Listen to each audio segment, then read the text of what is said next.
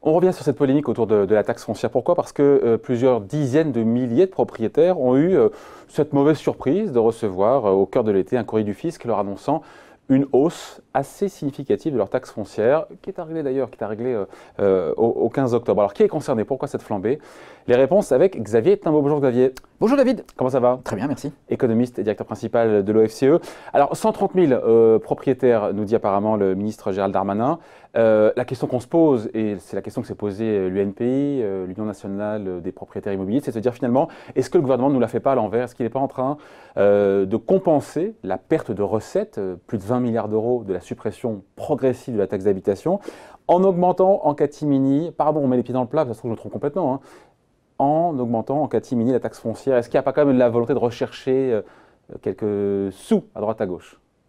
On ne peut pas vraiment faire ce procès-là, hein, parce que... C'est un procès d'intention. 20 milliards d'euros sur 130 000 personnes, ça supposerait quand même de... Multiplié par 200 000 la taxe d'habitation, la taxe foncière de chacun, c'est ça? Ouais, c'est ça, enfin, donc c'est pas comme ça que ça par 20 000. C'est ce qu'a laissé entendre l'UNPI. Hein. Oui, mais c'est pas ça c'est pas ça le point. Ça, c'est le drame de la taxe foncière. Ça fait 50 ans de polémique, en fait, autour de la taxe foncière.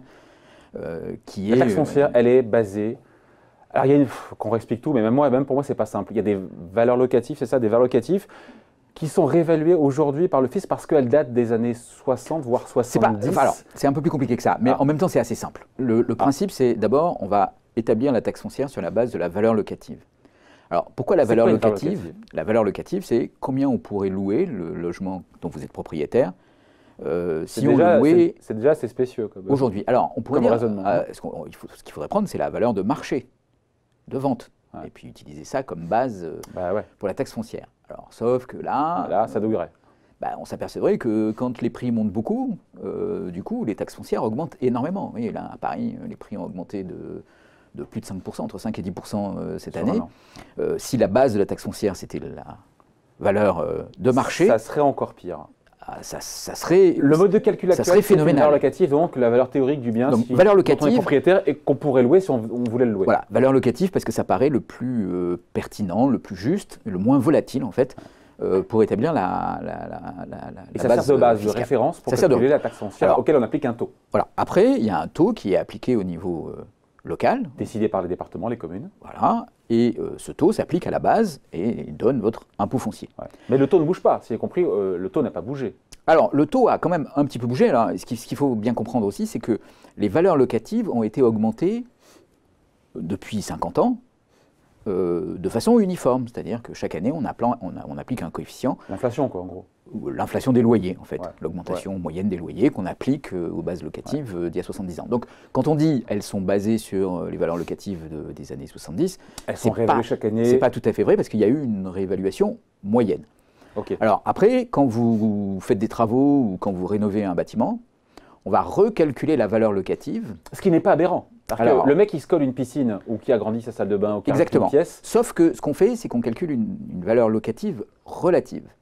C'est-à-dire qu'en fait, dans chaque commune, on a un barème qui dit s'il y a une salle de bain, si l'appartement est à tel étage, s'il a telle surface, sa valeur locative s'étend sur la base d'une relative avec les autres appartements. Donc, vous aviez un appartement qui était vétuste, vous le faites refaire, ou vous avez une maison, vous ajoutez sans une piscine. Pour autant l'agrandir. Même imaginez que vous l'agrandissez, donc vous faites des travaux qui justifient la révision de la valeur locative, on va le remettre à sa valeur relative par rapport aux appartements du quartier. Mais le problème, c'est qu'on n'a pas été capable de réévaluer quand une commune prend de la valeur ou en perd par rapport à une autre commune. Ou en perd. Ou en perd. Mais imaginez, vous construisez donc vous avez une commune dans les années 70 qui est un peu isolée, vous construisez une gare de RER qui arrive au cœur de cette commune. Dans les années 80, cette gare de RER va donner beaucoup de valeur à l'ensemble de la commune. Ça n'a pas été pris en compte. Et ça n'est pas pris en compte dans la révision des valeurs locatives. Et donc ça conduit, la réalité, et ça conduit à ce que les propriétaires qui vivent dans cette commune vont en fait se voir appliquer, se voir considérer une valeur locative qui est très faible par rapport à ceux des communes voisines. Et donc, ça crée une forme d'injustice. Voilà. Alors, mais le malaise, en tout cas pour cet été, le malaise, c'est 137 000, 8 000, nous a dit Gérald Darmanin, foyers qui ont reçu donc une taxe d'habitation, une taxe foncière qui a été revalorisée à hauteur de 10% nous dit Bercy, entre 8 et 30% selon l'UNPI. Encore une fois, si la taxe foncière n'a pas bougé, si le taux n'a pas bougé, c'est que le fisc... Est-ce que le fisc a choisi ces gens par hasard ou est-ce que c'est parce qu'ils se sont agrandis, donc il y a eu une demande de permis, ou il y a eu une vente d'un bien et donc... comment ils ont été choisis ces 130 000 personnes-là? Ils ont été choisis parce que... C'est le fruit du hasard? Non. Non, non, pas complètement, mais ils ont été choisis parce qu'on cherche à rétablir des valeurs relatives des bases de taxes foncières qui sont plus représentatives de l'état du marché locatif aujourd'hui. Et donc, on a rehaussé certains endroits. Et ces certains endroits ont été rehaussés de façon... parce que j'ai mal à comprendre. De façon modérée, hein, on va dire. Que... ça dépend si c'est 8%, c'est une chose, si c'est 30%, c'en est une autre. Mais ce que dit Bercy, c'est qu'en gros, on a fait du cas par cas, parce que le fisc était informé qu'il y a eu une vente, qu'il y a une déclaration de travaux, et donc le logement a été amélioré, il y a plus de confort, encore une fois, l'agrandissement, une nouvelle pièce, et donc ça justifie de revaloriser la valeur locative. C'est ça? C'est vraiment du cas par cas parce que le fisc avait une info ou c'était de manière aléatoire? Qu'on comprenne bien. L'info, quand vous révisez, la nature de votre logement, la révision de la valeur locative, elle est automatique. Elle est faite par l'administration fiscale automatiquement. Donc vous agrandissez votre logement, vous construisez une piscine, vous aménagez des combles, vous déclarez ces travaux à l'administration fiscale. Il y aura revalorisation. Et l'administration fiscale va réévaluer la valeur locative. Donc, à laquelle on appliquera un taux qui donnera la taxe foncière. Qui donnera la taxe foncière. Et ça, c'est assez légitime. Là, le problème. Et les 130 000, ce sont des 130 000 proprios qui étaient dans cette configuration-là? Non, non, non. C'est des gens qui ont vu leur valeur locative augmenter. Sans pour autant. Indépendamment d'une. Mais sur quelle base, sur quelle justification? Sur la base de l'homogénéisation ou de la révision des valeurs locatives relatives entre les communes. Et donc, voilà, ça peut paraître d'un côté assez injuste, mais en fait, c'est... si on a bénéficié de plus de confort, ça peut se comprendre. Si c'est frappé de manière aléatoire, ouais, c'est discutable. Non, non, c'est pas aléatoire. C'est que, en fait, implicitement, ils payaient moins de taxes foncières relativement à la vraie valeur locative de leur logement. Ouais, mais pourquoi ce sera mon voisin qui recevra ce courrier, cette missive, encore une fois, de Bercy, et pas moi? Parce que c'est les cas les plus extrêmes qui ont été choisis, et donc ça conduit... Parce qu'il y a une sous-évaluation manifeste, c'est ça? Voilà, ça conduit à ce schéma. Ça touche relativement peu de personnes. Oui, c'est ce que dit le ministre. Là, c'est moins de 1%. Il fait la com du gouvernement. Ah oui, mais le gouvernement, il dit en gros, c'est 0,3% des foyers, 40 millions de foyers, 137 000 personnes. Voilà, et c'est tous les ans. Hein. C'est moins de 1% des donc, propriétaires. Donc en gros, vous minimisez la polémique. C'est moins de 1% des ça propriétaires. Pour ça. Je ne sais pas encore, mais bon, peu importe. C'est moins de 1% des propriétaires. Ça concerne... C'est moins de 1% des propriétaires. C'est tous les ans. Parce qu'il ne faut pas croire. Ça sera tous les ans à partir de maintenant. Déjà, quand on regarde les chiffres sur 2014 de l'administration a communiqué dessus, on est sur à peu près 130-140 000 tous les ans propriétaires qui voient réévaluer leur taxe foncière. Exactement. Mais après, il y a aussi des évolutions de taux qui elles-mêmes vont venir augmenter la taxe foncière dans certaines communes par rapport à d'autres. Donc, ce qu'on sait aujourd'hui, c'est que... Donc, il n'y a pas de polémique pour vous. Vous écoutez, circuler, il n'y a rien à voir. Il y a une polémique, mais disons que le sujet de cette taxe foncière est quelque chose d'assez compliqué. C'est assez compliqué parce que cette base de valeur locative, elle est très difficile à déterminer de façon objective. Elle est très difficile à faire évoluer dans le temps. Évidemment, quand mais c'est justifié, selon vous? C'est justifié. Disons qu'il y a un principe d'équité géographique. Il faut bien que le critère qui soit appliqué soit cohérent. Bon, on pourrait, par exemple... Je suis pas sûr que dans les villes enclavées, la taxe foncière, la valeur locative est baissée. Je pense que c'est un truc qu'on fait uniquement là-haut, c'est pas dans l'autre sens. Mais je me trompe peut-être. Hein. Oui, mais après, les communes peuvent... de toute façon, les communes peuvent avoir des taux de taxe foncière qui sont différents. Ouais. Donc, voilà, la question de savoir est-ce qu'on réévalue par le haut ou par le bas est presque une question secondaire.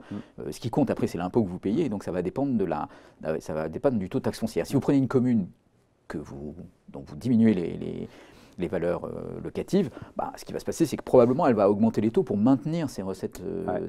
Donc plutôt que d'éviter ce schéma-là, quand on réévalue plutôt celles qui sont sous-évaluées, quitte à ce que les communes abaissent leur taux de taxe foncière. Donc il n'y a pas matière à polémiquer pour vous? Il y a matière à polémiquer, non. Je pense que le chantier de la taxe foncière est un chantier qui est tout à fait considérable en matière d'inéquité fiscale, de façon globale, avec des situations qui sont aujourd'hui très confuses et très masquées. Donc c'est important d'essayer de réformer ça. La question, c'est de savoir comment on réforme. C'est-à-dire, est-ce qu'on fait évoluer les valeurs locatives en générant ces phénomènes-là qui sont perçus comme au fil de l'eau, parce que très injustes, alors progressivement au fil de l'eau pour éviter d'avoir un grand chavardement. Est-ce qu'on fait une réforme beaucoup plus globale de la taxation de l'immobilier en, par exemple, fusionnant l'impôt sur la fortune immobilière avec la taxe foncière, en créant une taxe foncière progressive, dont le taux dépendrait à la fois de la valeur du logement ou peut-être de votre revenu. Est-ce qu'on prend comme base la valeur du logement ou est-ce qu'on prend comme base le revenu ou la valeur de marché? Donc tout ça sont des questions qui se posent. Il y a une question derrière d'économie politique. Je veux dire, quand on prend la valeur locative, ben, voilà, il y a la question de l'évaluation de ces valeurs locatives. Si on prend la valeur de marché, le problème de la valeur marché, c'est qu'elle peut être très volatile et qu'il y a des gens qui vont dire mais je ne comprends pas, là, les prix augmentent à Paris et moi je paye de plus en plus de taxes foncières, mais je ne suis pas plus riche. Donc bon, c'est un sujet qui est assez complexe. Disons qu'il y a un petit effet de loupe. Le gouvernement d'Emmanuel Macron et d'Édouard Philippe ont fait une réforme de la fiscalité du capital avec le prélèvement forfaitaire unique, qui était une réforme assez ambitieuse et qui visait vraiment à clarifier la question de la fiscalité du capital. La question immobilière a été mise sous le boisseau d'une certaine façon. Elle a même été un peu complexifiée par l'impôt sur la fortune immobilière et la taxe foncière. Voilà, aujourd'hui, on est un peu face à ce dossier qui est un dossier horriblement compliqué parce qu'il y a aussi la fiscalité locale derrière, avec la suppression de la taxe d'habitation. Et les moindres recettes fiscales pour les collectivités. Voilà, et puis moins de marge de manœuvre fiscale en fait pour les collectivités. Donc tout va reposer sur la taxe foncière, donc ça devient de plus en plus... C'est compensé comment d'ailleurs? On finit là-dessus, on manque de temps. Ça sera compensé comment pour les collectivités? Ce sera un bout de TVA, un bout qui sera... La taxe d'habitation? Ou pour la suppression de la taxe d'habitation, pour la compensation? Oui, ce sera un bout de taxe d'habitation. Ça sera, un bout de TVA? Un bout de TVA, enfin ça sera des recettes fiscales de l'État, mais qui vont garantir le niveau de la taxe d'habitation une année donnée, et donc qui ne vont pas tenir compte de l'évolution de la base dans le temps. Donc ce qui peut mettre certaines communes qui sont en mutation, par exemple des communes dont la population augmente, dans des situations assez difficiles, parce que leur base fiscale ne va pas être modifiée, et leurs recettes vont être gelées une année donnée. Alors pour des communes qui sont plutôt en décroissance, il y en a quelques-unes, ça va être plutôt favorable. Bon, oui, ça pose d'infinis problèmes. Enfin, le problème, c'est pour les 130 000 contribuables, en tout cas propriétaires qui ont reçu en catimini. Oui, alors probablement ce que s'est dit le gouvernement, c'est que comme c'est un petit nombre, ça va passer facilement. Ça passera crème, comme disaient les jeunes. Il est peu probable qu'on ait un mouvement des Gilets jaunes qui se réalimente sur cette histoire de taxe foncière. Donc peut-être que le pari du gouvernement n'est pas mauvais, mais de toute façon, ce dont il faut avoir bien conscience, c'est que quoi qu'il en soit, cette révision des valeurs locatives n'est pas de nature à changer le fond du problème. Exactement. On est face à quelque chose qui devient de plus en plus compliqué. Et tous les ans, il y aura encore une fois une bonne centaine de milliers de Français, propriétaires, qui verront leur taxe d'habitation réévaluée. Voilà, on voulait faire le point avec vous. Xavier Timbaud, donc économiste et directeur principal de l'OFCE. Merci beaucoup. Merci David.